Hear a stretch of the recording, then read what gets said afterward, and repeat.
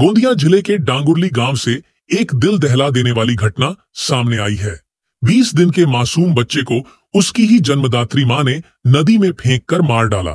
17 नवंबर की रात बच्चे के लापता होने की शिकायत रावणवाड़ी पुलिस थाने में दर्ज कराई गई थी, लेकिन पुलिस की जांच में यह खुलासा हुआ कि बच्चा चोरी नहीं हुआ था, बल्कि मां ने ही उसे मौत के घाट उतारा था।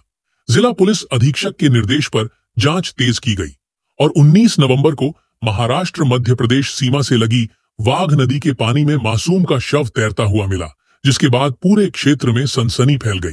17 तारखेच्या रात्री रावणवाडी पोलीस स्टेशनला ही कंप्लेंट आली होती। याच्यामध्ये जे तक्रारदार पती पत्नी होते त्यांनी सांगितले की डांगुर्ली गावामधून त्यांचे राहतेघरातून त्यांचे 20 दिवसाच्या बाळाचे रात्री 10:30 वाजता अपहरण झाले आहे। तर सदर माहिती मिळाल्याबरोबर रावणवाडी पोलिसांचे पथक यांनी घटनास्थळी रात्री व्हिजिट दिली आणि रात्रीच त्या परिसरात शोध घेतला, परंतु ते रात्र झाल्यामुळे काही पुरावा त्याच्यामध्ये मिळून आला नाही। दुसऱ्या दिवशी पुन्हा सकाळी त्याच्यामध्ये शोध मोहीम सुरू करण्यात आली आणि याच्यामध्ये घटनास्थळाला व्हिजिट दिली असता थोडं त्याच्यामध्ये संशयास्पद त्यांची तक्रार वाटल्यामुळे जे तक्रारदार आई आणि वडील होते त्यांचीच पोलीस चौकशी आम्ही केली होती। तर त्या चौकशीमध्ये जे बाळाची आई होती त्यांनी कबुली दिली की त्यांनीच रात्री राहतेघरातून नदीजवळ जाऊन नदीमध्ये ते बाळ फेकून दिले आहे आणि ते बाळ फेकून त्याची हत्या केल्याची त्यांनी कबुली दिली। तर ते कबुलीनुसार आता ते त्याच्यामध्ये मर्डरचा गुन्हा दाखल करण्यात आला असून ते आरोपी आईला अटक करण्यात आलेली आहे। डांगुरली की रिया राजेंद्र सिंह फाये ने 20 दिन पहले ही एक बच्चे को जन्म दिया था।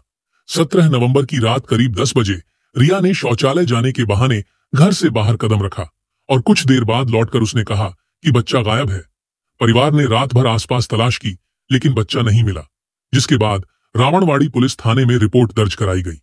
पुलिस की जांच के दौरान 19 नवंबर की सुबह गांव के पास नदी में बच्चे का शव मिला। संदेह के आधार पर जब परिवार से पूछताछ की गई तब सच्चाई सामने आई। बच्चे की हत्या उसकी मां रिया ने ही की थी। पुलिस के अनुसार रिया शादी के बाद नौकरी करना चाहती थी, लेकिन गर्भ ठहरने पर पति ने गर्भपात की अनुमति नहीं दी। बच्चा होने से उसकी नौकरी और स्वतंत्रता प्रभावित होगी, इसी वजह से रिया ने मासूम को रास्ते से हटाने की योजना बनाई।